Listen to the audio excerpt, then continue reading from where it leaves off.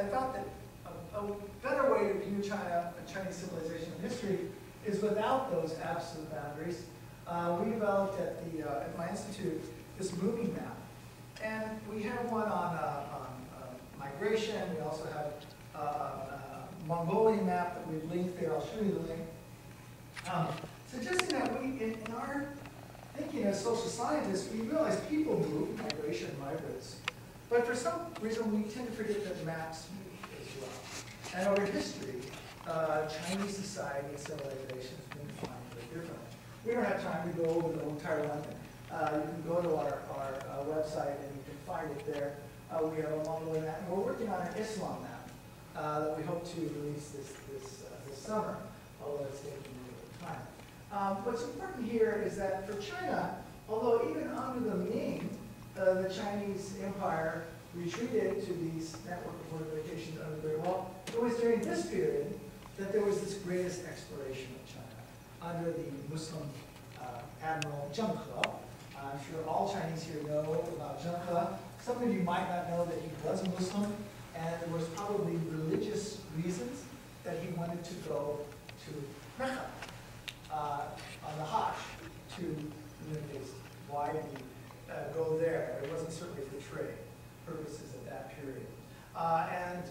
So religion did have a part in his motivation for exploration, but interestingly enough, nationalism or expansionism did not. No flags were planted, no countries were colonized, no peoples were invaded. Trade was taking place. There was some intermixing. DNA today proves the Chinese were in Eastern Africa. But it's very important that Zheng He's travels to this region were not for conquest. They were for exploration and trade and exchange. Now, of course, even though the Qing was within the Ming was within the Chinese traditional northern China plain, the Ming expanded beyond, the Qing expanded beyond that. Why?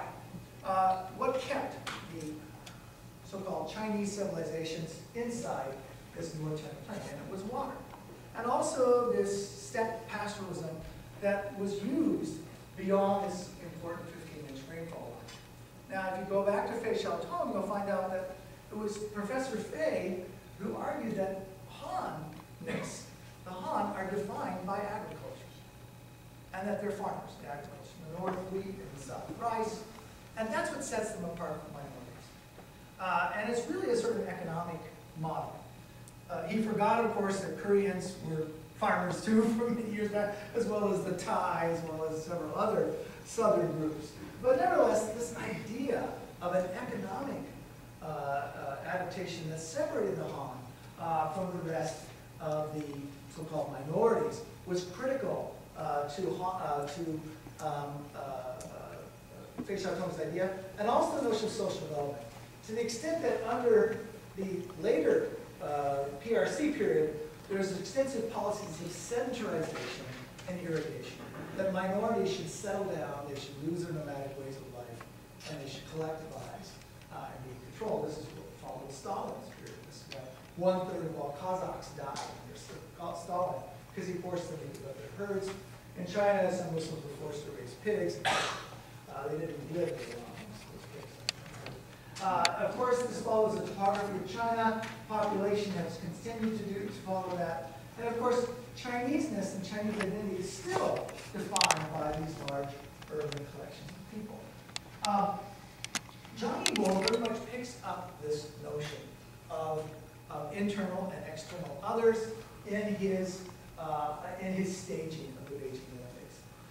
What's important is that though it shows the one world, one dream in the official advertisements for the Olympics, this comes apart like a Rubik's Cube. It's not able to hold together in the other images of the Olympics.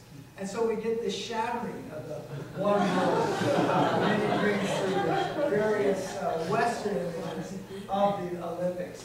And this was very offensive to Chinese, because the idea was that, this is a progress, this is development, we should all be cheering China on, chasing the press around the outside as the athletes are competing inside, and that China should be allowed to develop like the West, make mistakes, and that these minority groups were holding China back, and they shouldn't be allowed to do that.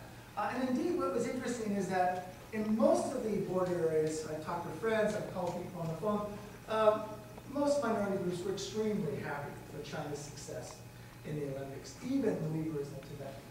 A lot of protests would have to do earlier with the torch passing.